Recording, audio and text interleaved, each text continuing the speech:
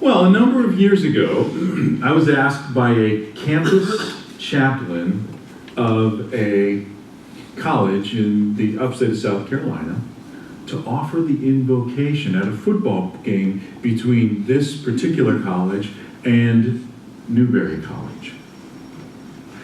Now, college football Saturdays in South Carolina are exciting.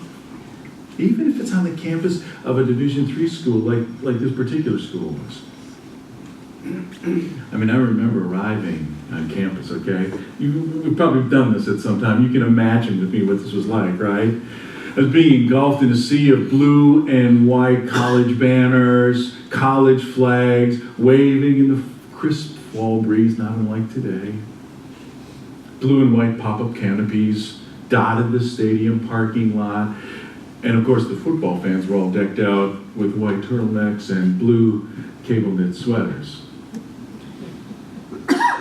Walking toward the stadium entrance, I heard the familiar sounds of the college marching band mixed with the cheers of an appreciative hometown crowd. As you guessed, you could smell in the air, right? The smell of charcoal grills burning in the air just wafted in the breeze. This was a quintessential picture of Saturday football in small town America. It was cool. And you should know, y'all, that I was feeling kind of important as I walked through that crowd that day, because I was being asked to do the invocation. I parked my car in the reserved section with my parking pass. Yeah, it was important. Yeah. Not only did I park my car in the reserved section, but in my front pocket was a VIP ticket for a free hot dog lunch. Oh yeah, it was that important that day. Yeah, that's right. But most importantly, I was sporting a lanyard around my neck. Probably on my head. A lanyard around my neck with the college name and college crest on it, and it said on it, VIP press box pass. You know, it doesn't really get much better than that. I mean, I told you I was important. This was really important, right? Well, naturally, I entered the stadium through the VIP entrance, and this really nice man met me there, a man who seemed like he had not stepped off campus for 45 consecutive years. He ushered me up to the stadium steps, marching heavenward toward the Holy of Holies on college football Saturdays, the press box. There I would soon be leading the crowd in what I firmly believe would be a well-crafted, theologically appropriate and creative Saturday football invocation. Yeah, I was amped up. Yeah, it was cool. Well, at the top of the stadium steps, I was confronted with this choice. I thought it was a pretty insignificant choice. Do I open the door to my right and go into those set of press box? Or do I open the door on my left and go into that set of press box? Well, I chose to open the door on my right. Bad choice. Bad choice indeed. As the door swung open, I saw about 35 well-dressed people sitting in the kind of chairs typically reserved for major donors of a college. In the middle of the room was what I thought would be the college president, a slender, silver-haired man in a blue blazer and impossibly shiny shoes. There was a table to my left. On the table there was a prime rib carving station, some chilled bowl of jumbo shrimp. I stepped into the press box and with a big smile on my face, ready to meet and eat with the movers and shakers of this particular college. As soon as I walked into the door, everyone immediately stopped. They turned around. The room grew strangely quiet, and everyone just stared at me. Especially that silver-haired president guy. The universal, unequivocal message being silently sent to me from everyone in that room was, you don't belong here. It was an extraordinarily awkward moment. So awkward, in fact, that nobody in the room knew what to say. How to greet the unwanted interloper. Finally, I broke the silence. Hey, I'm Doug Cushing. I'm here to do the invocation.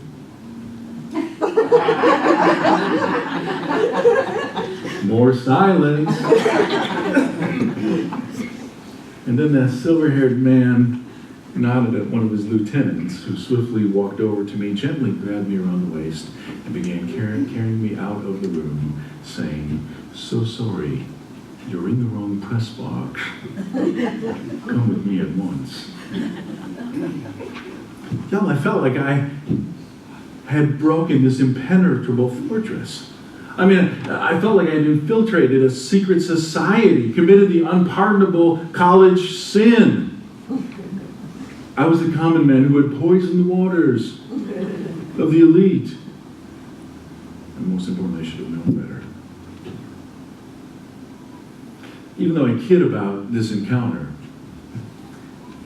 and in fact, underneath my kidding, I felt utterly and totally unwelcome in that moment.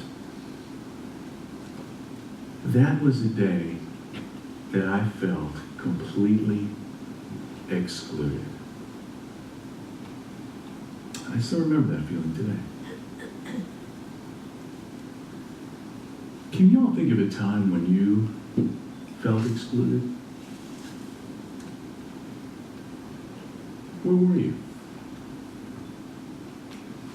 Who was doing the excluding? How'd you feel? It's not fun being excluded, is it? Even if it's some insignificant moment. I mean, nobody likes to be the last person chosen.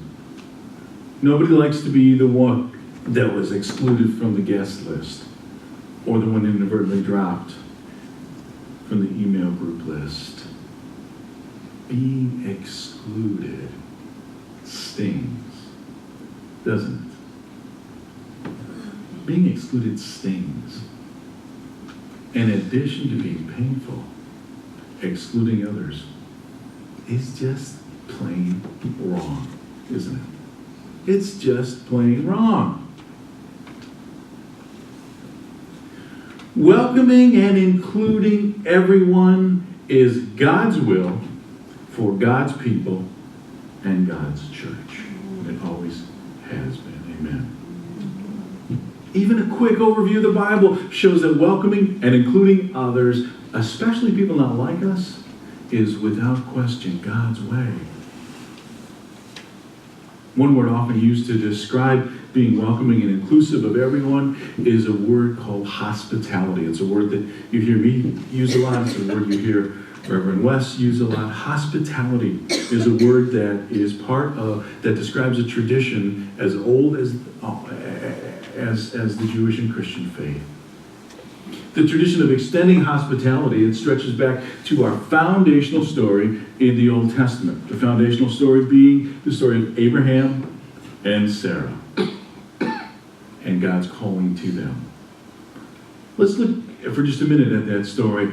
Listen and remember from when I read it, how Abraham and Sarah extended hospitality to 3 strangers. In Genesis 18, remember? Abraham was sitting in front of his tent, the heat of the day, when he saw 3 men just kind of showed up. Just kind of standing there.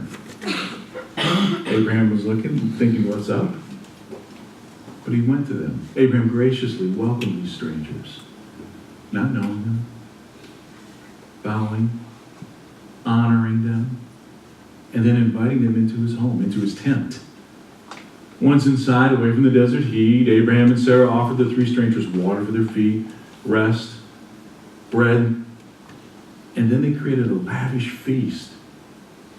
After the feast was prepared, after the hospitality was extended to these strangers, one of them, surprisingly, spoke up to Abraham and Sarah and confirmed God's promise to Abraham and Sarah, the promise that they would have a son.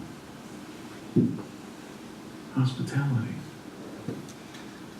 But only after the hospitality had been extended did Abraham gradually realize what? That God was somehow present within these three strangers, these guests. Well, the writer of the book of Hebrews refers to this exact story in chapter 13, verse 2, when the writer says, do not neglect to show what?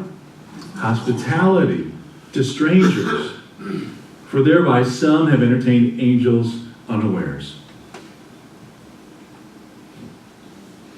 The practice of hospitality was not only foundational in the Old Testament, but it was absolutely foundational to the communities that were Christian communities that were being gathered in the early stages of the development of our church, in New Testament times. The practice of welcoming, including everyone, especially people not like us, was central to these New Testament communities.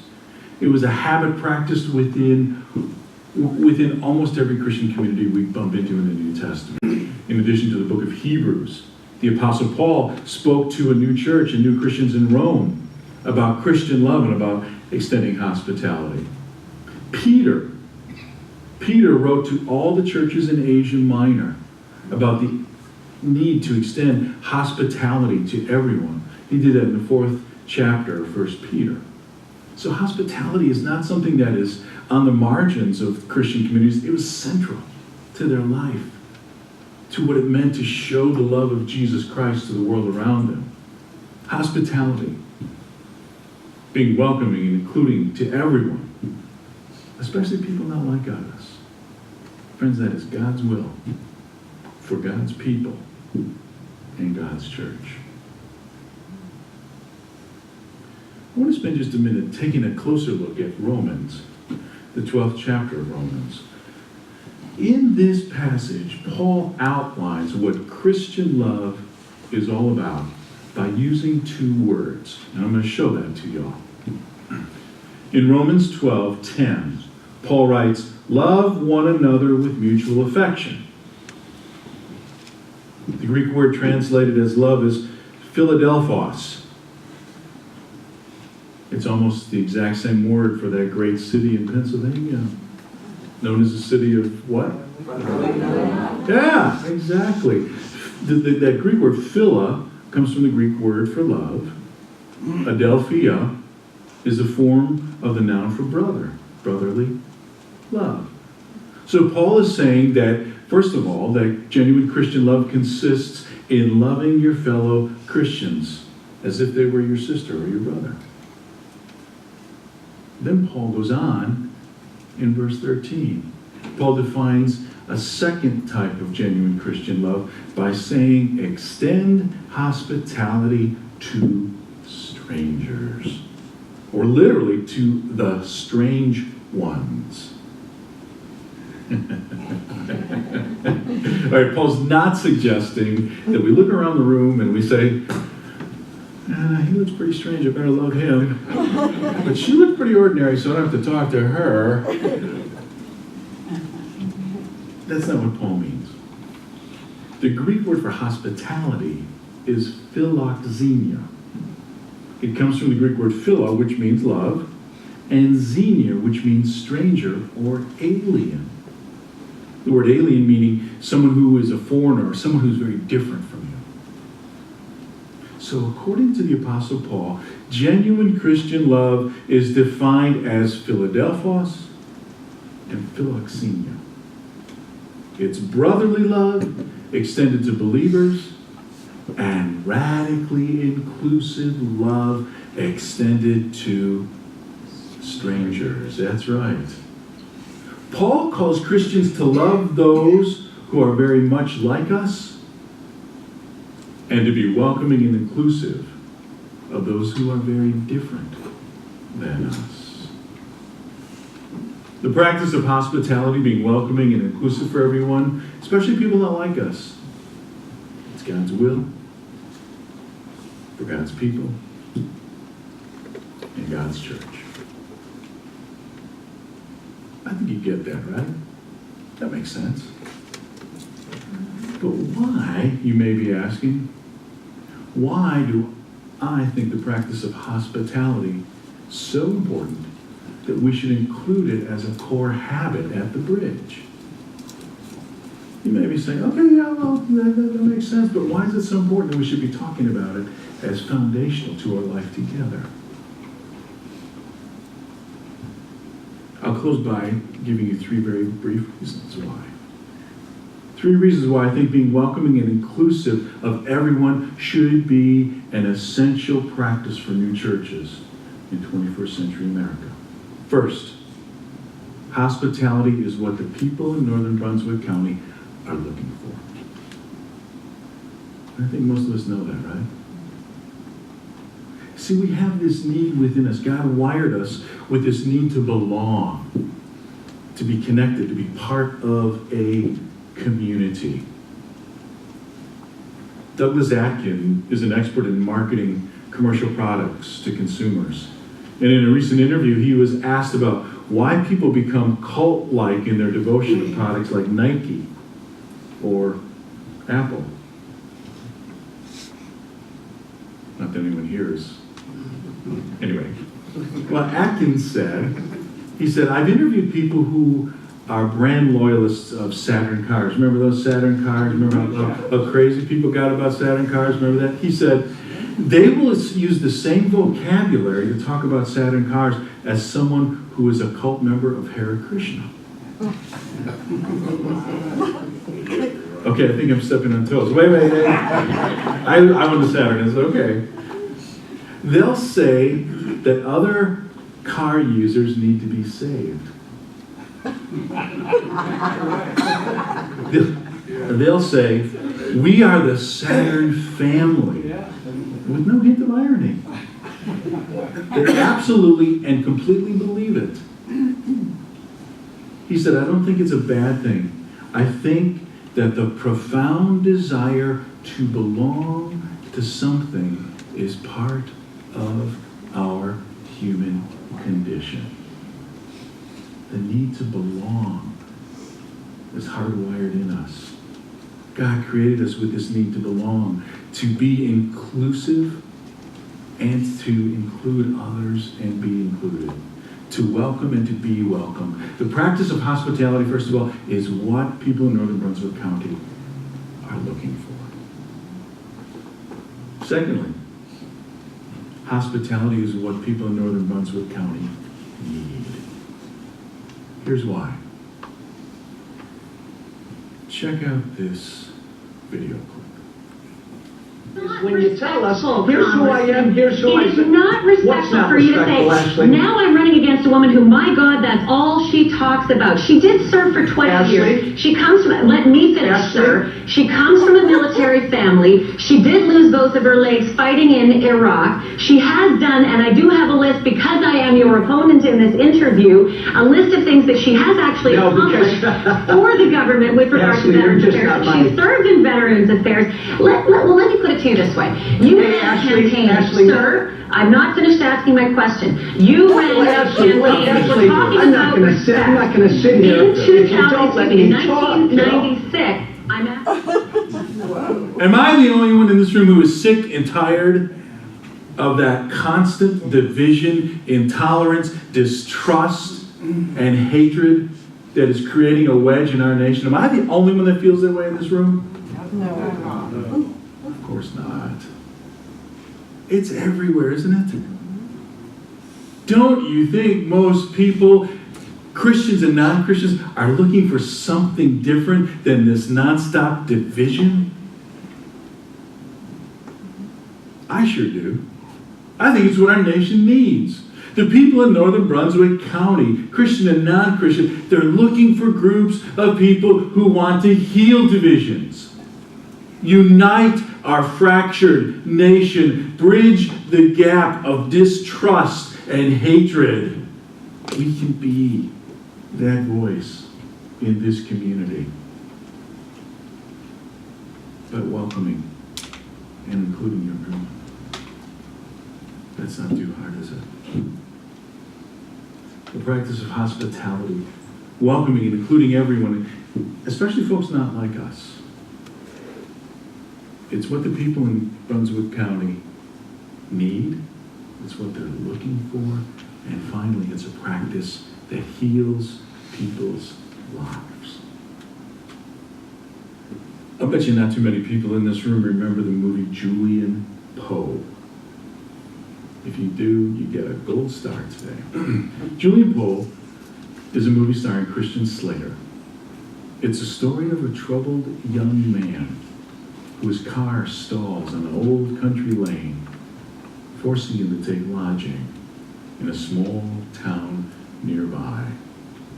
But the locals of the small town immediately become suspicious about this stranger in their midst, this person not like them in an otherwise peaceful town. But instead of welcoming the strangers in their midst, they do just the opposite. Check out this clip from the movie Julian Poe. Bird told me he sits in his room and talks to himself. He said the same thing to me. Are we sure he isn't just some kind of tourist? Because last time we had a tourist pastor, I said he's planning something right now. Why, you don't know that.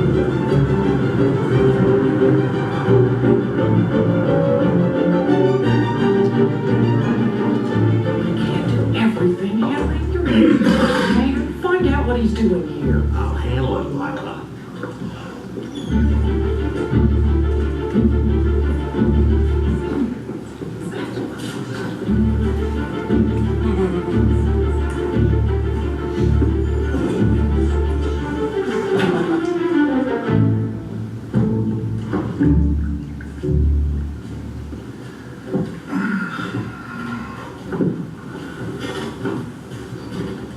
Who are you, mister?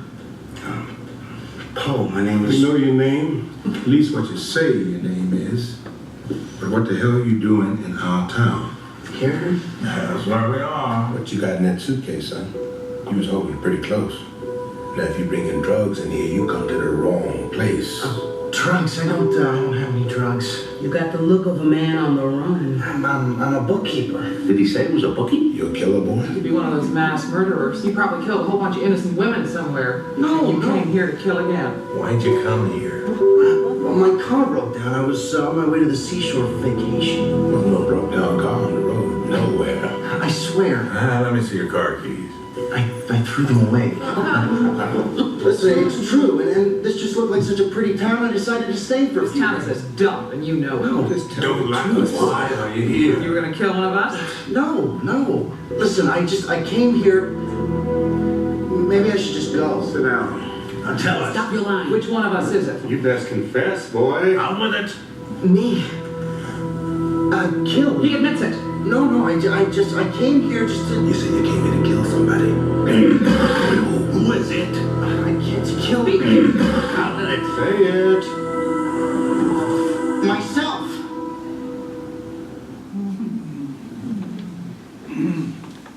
Show that video clip. Because far too many churches in North America today treat the strangers in their midst like the town treated Julian Poe. And some of you have had that experience. It's painful, isn't it? Hospitality, welcoming, including strangers in our midst, has the potential to heal people's lives. Because when we do, we love people just like our Lord loves us. Right? We have a great opportunity to live into our mission statement, to help people connect with God's passion, people, and purpose for their life. Just by extending hospitality, being welcoming and inclusive to everyone, especially the people not like us. So I pray that this practice will become a core habit in our new church. And all that we do in worship, in small groups, all that we do in fellowship and having fun together, all that we do when we're out in the community showing God's love, when we're on mission together, hospitality, welcoming and including everyone. It's God's will for God's people and God's church. And it's what the people in this community desperately need to see and experience. This is the word of the Lord. Thanks be to God.